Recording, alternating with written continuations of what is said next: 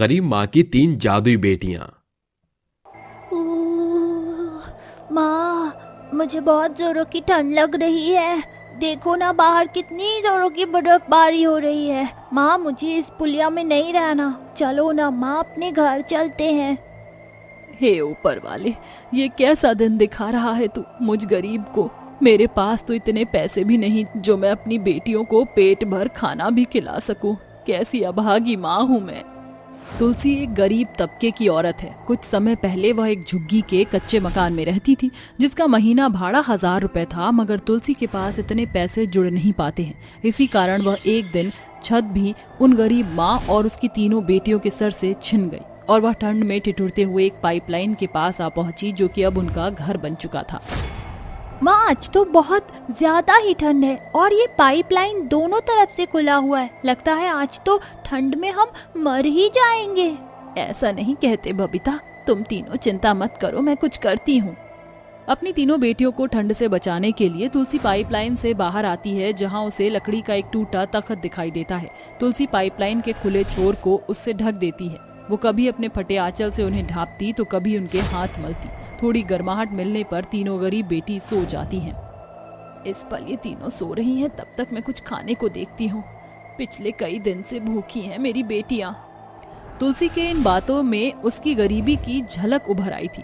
उस गरीब माँ के पास सर्दी से बचने के लिए ना तो कोई शॉल स्वेटर थी, न पैरों में चप्पल। पूरी सड़क पर बर्फ की सिल्ली बिछी हुई थी, जिस पर चलकर उस बेचारी के पांव जमते जा रहे थे। ठंड उसके तलवे से चेहरे पर चढ़ चुकी थी।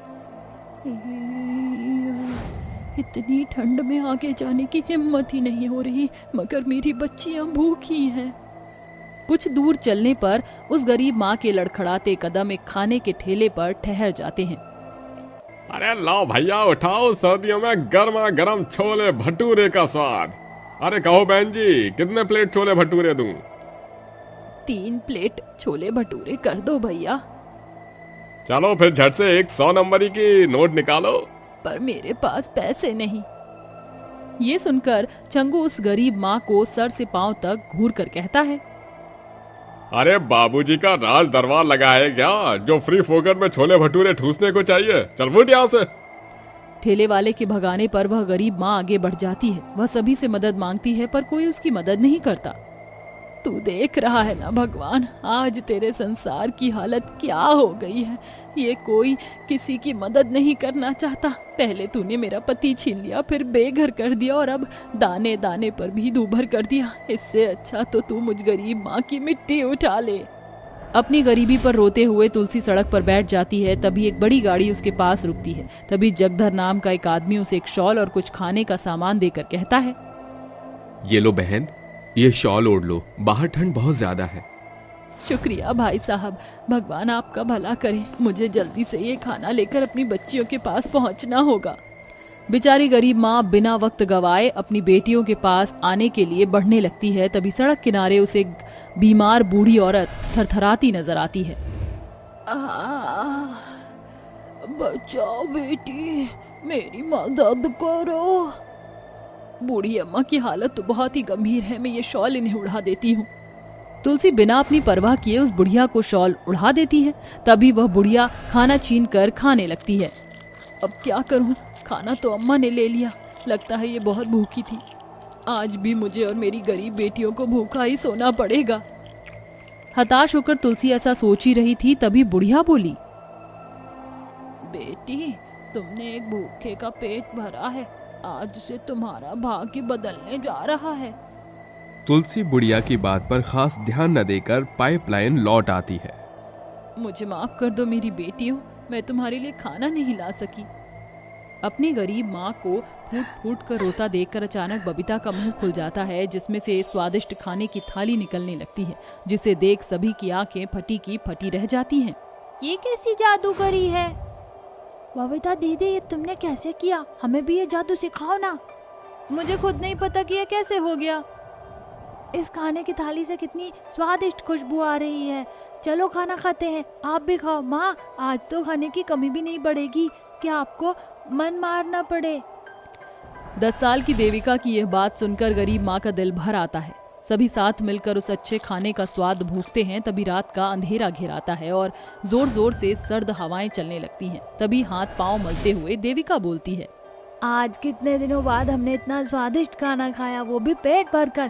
काश ऐसा भी कोई जादू होता कि सर्दी से बचने के लिए कुछ कपड़े और कंबल मिल जाते तो मीठी नींद सोते। जैसे ही देविका ये इच्छा बताती है कि एक सुनहरी रोशनी तारा के इर्द गिर्द नाचने लगती है और उसका मुंह खुल जाता है, जिसके भीतर से सुंदर सुंदर शॉल, स्वेटर और एक बड़ा सा कंबल बाहर आता है। ये कैसी लीला है! अचानक मुझ गरीब की बेटियों में ये जादू कहाँ से जाग गया? अचानक तुलसी को उस बुढ़िया की कही बात याद आ जाती है। इसका मतलब इस जादू की असल जड़ उन बूढ़ी अम्मा के कहे शब्द थे। माँ किस सोच में पड़ गई, चलो ना सोते हैं। अपनी जादुई बेटियों के कारण कई रातों के बाद गरीब तुलसी को चैन की नींद नसीब होती है। ऐसे ही समय ढलता जाता है और जब कभी भी किसी को कोई भी जरूरत होती तो वह अपनी जादुई बेटी को बोलती। फिर एक दिन, माँ जैसा कि आपकी दोनों बेटियां जादुई हैं, मगर हमारे भीतर सिर्फ कपड़े और खाने का जादू है। काश कि एक अनोखा जादू भी होता कि हमारे भीतर पैसे या घर बनाने का जादू होता, तो हमें इस पाइपलाइन में नहीं रहना पड़ता। हाँ माँ, इस पाइपलाइन में रहकर हमें कितनी परेशानी उठानी पड़ती है। हर रात हाथ पांव सिकोड़ कर सोना पड़ता है। काश कि हमारे पास एक घर होता। अपनी दोनों जादुई बेटियों की आंखों में जगी अपने घर की आस तुलसी की आंखों में खटकने लगती है और वह कहती है, जब मेरी दो बेटियां जादुई वरदान से भरी हैं तो देविका में भी कोई जादू जरूर होगा। एक गरीब की 3 जरूरत होती है, रोटी, कपड़ा और मकान। इसका मतलब देविका में घर बनाने का सामर्थ्य है।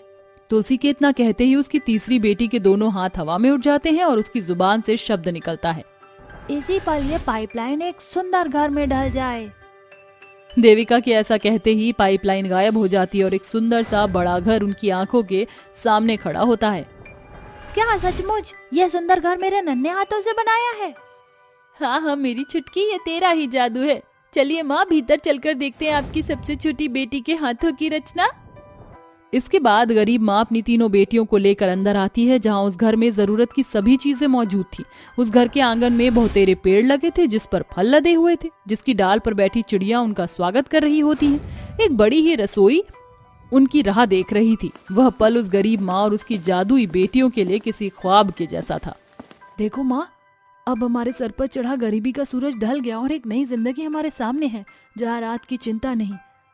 हमने अपनी खुशियाँ खोज ली माँ, अब हम गरीब नहीं रहे। ये सुनकर गरीब तुलसी रोते हुए अपने तीनों बेटियों को गले लगाकर बोलती है, हाँ मेरी बच्चियों, मैंने तो सपने में भी नहीं सोचा था कि तुम तीनों इस गरीब माँ का शरण स्थान बन जाओगी।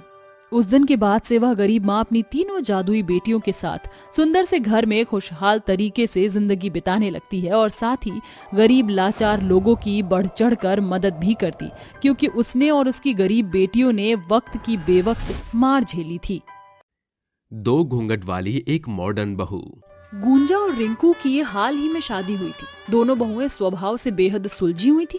आज उनके घर आंगन में मुंह दिखाई का माहौल छाया हुआ था, जहां सास सुभागी दोनों बहुओं को सुंदर सी साड़ियां देते हुए कहती है, आज तुम दोनों की मुंह दिखाई की रस्म है, इसलिए ये साड़ी पहनकर समय से तैयार हो जाना। और हाँ, घूंघट जरा लंबा रखना, वरना अगर गलती से भी जमाने के सामने मेरी जगहसाई हुई तो तुम्हारी खैर नहीं। जी माँ जी। सास के कहे अनुसार दोनों बहू समय से तैयार हो जाती हैं। तभी गांव की पड़ोसने मुंह दिखाई में आ पहुंचती हैं। वैसे दांत देनी पड़ेगी, तेरी किस्मत को सुभागी, तेरे तो सोए हुए भाग जाग गए जो तुझे इतनी संस्कारी घूंघट वाली बहू मिली है, वरना आजकल की मॉडर्न लड़कियों ने तो घूंघट का मोल ही भुला दिया है। रूपा के मुंह से अपनी बहू की बड़ाई सुनकर सुभागी अपनी झूठी रीत रिवायत की गाथा गाते हुए अपनी शेखी बघाड़ते हुए बोल पड़ी, अरे जमाना जाए कोल्हू का तेल लेने, सुभागी देवी के घर की चिड़िया भी सर पर दुपट्टा लेकर आंगन से उड़ती है। 7 पुश्तों से घूंघट की परंपरा चली आ रही है और आगे भी चलती रहेगी। अब तुम सबकी बिगड़ैल बहुओं की तरह थोड़ी, जो शादी को 2 दिन भय नहीं, जो बस घूंघट ही गिरा दे। अब कल ही की तो बात है, अरे जानकी की बहू पनघट पर पानी भर रही थी और पल्ला कहाँ से रख रहा है कोई होश खबर नहीं थी उसे। राम राम राम। और तेरी भी बहू का हाल कुछ ऐसा ही है रूपा रानी। सुभागी के हाथों अपनी बहू की खिल्ली उड़ता देखकर रूपा का खून खौल उठता है और वो बोलती है, अरे तूने हमें मुंह दिखाई में बुलाया है अपनी बहुओं के गुण गिनाकर भिगो कर जूते मारने के लिए? अरे चूल्हे में जाए ऐसी मुंह दिखाई। हाँ चलो बहनों। सभी औरतें उठकर वहां से चली जाती हैं। हर दिन के साथ गांव के हर घर में सुभागी की घूंघट वाली दोनों बहुओं के संस्कार की तरफदारी बढ़ने लगती है, जिसे देख सास की आंख घमंड से भर जाती है। मगर कहते हैं ना, घमंड का घड़ा एक ना एक दिन फूटता ही है। उस सुबह सास हॉल में बैठी चाय की सिसकियां ले रही थी, तभी दरवाजा बजा। अरे इतनी सुबह सुबह कौन दरवाजा खटखटा रहा है? अरे रिंकू बहू, जरा देख तो कौन है। जी माँ जी, देखती हूँ। चेहरे पर घूंघट चढ़ाए रिंकू झट से दरवाजा खोलती। सामने शरद खड़ा था, उसके बगल में हया खड़ी थी। उसने शॉर्ट मिनी स्कर्ट और क्रॉप टॉप पहना था। ये देख घूंघट में खड़ी बहू की आंखें बड़ी बड़ी हो गईं। शरद कौन है ये घूंघट वाली देसी बहू? अरे पहले तू बता, तू कौन है बेशरम? हाँ, सुना तुमने शरद? इस बुढ़िया ने मुझे बेशर्म बोला। मैं इसकी बत्ती सी तोड़ दूंगी। मेरी बिल्ली मुझी से म्याऊं। मेरे ही चौखट पर चढ़कर तू अधनंगी छोकरियां अंट शंट बकेगी। अरे मेरे नकारे बेटे, कहाँ से उठा लाया इस बेशरम बला को? कहीं तू भगाकर तो नहीं ले आया इस निकम्मी अधनंगी को? सास की खुली जुबान देखकर शहरी बहू चिढ़कर उस पर चढ़ बैठती है। आपका बेटा भगा कर नहीं, शादी करके लाया है, और मेरा नाम हया है। हाय हाय, तेरे नाम में तो घोटाला है। नाम हया और शर्म में एक पैसे की नहीं। देखो जरा कैसे चुस्त कपड़े पहने रखे हैं, सारे गांव भर में मेरी तू हो जाएगी। माँ, हया दिल की बुरी नहीं है, वो सब सीख जाएगी। What do you mean Sharad? You know very well, मैं अपने कपड़ों के साथ किसी किस्म का कॉम्प्रोमाइज नहीं करने वाली। सास बहू के बीच बात को बढ़ता देखकर घूंघट में खड़ी बहू गुंजा बोलती है, माँ जी, गर्मी से बनती बात भी बिगड़ती है। हम दोनों हया को सब सिखा देंगे। हाँ, इससे पहले कि ये उर्फी जावेद के जैसे बिना घूंघट गांव नगर में घूमकर मेरी जगहसाई करे, इसे समझाओ। अगली सुबह गुंजा और रिंकू कुछ साड़ी लेकर हया के कमरे में आती हैं, जहां हया एक मिनी फ्रॉक पहनकर खुद को शीशे में घूर रही होती है। वाह, आई लव दिस फ्रॉक। हया, ये लो, हम तुम्हारे लिए साड़ी लेकर आए हैं, इसे पहन लो। ओह आई सी, अब तुम दोनों डिसाइड करोगी कि मुझे क्या पहनना है और क्या नहीं। पहले ये बताइए, ये 6 मीटर की साड़ी और 52 गज के घूंघट में तुम दोनों का दम नहीं घुटता? हया, खुलकर जीना कौन नहीं चाहता, मगर जब एक लड़की बहू बनती है तो उसके ऊपर मायके का मान और ससुराल की लाज दोनों को संजो कर रखने की जिम्मेदारी होती है। और ये घूंघट हमने अपनी मर्जी से ओढ़ा है क्योंकि इस गांव का माहौल बहुत खराब है। झूठ, सरासर झूठ। अरे अपनी सास के खौफ से झूठ बोल रही हो तुम, मगर मेरे साथ ये जोर जबरदस्ती नहीं चलेगी। घूंघट वाली दोनों के लाख समझाने पर भी शहर से आई बेशरम बहू उनकी एक नहीं सुनती। समय यूं ही बीतता है जिसके साथ गांव के हर एक घर आंगन में हया की बात उठने लगी थी। फिर एक दिन, क्यों री हया की बच्ची, शर्म बेच खाई है क्या? तूने ये मॉडर्न गिरी झाड़कर क्या मजा मिल रहा है, जो मेरी बरसों की बनी बनाई इज्जत मिट्टी में मिला डाली। फिर लेक्चर झाड़ने लगी ना आप?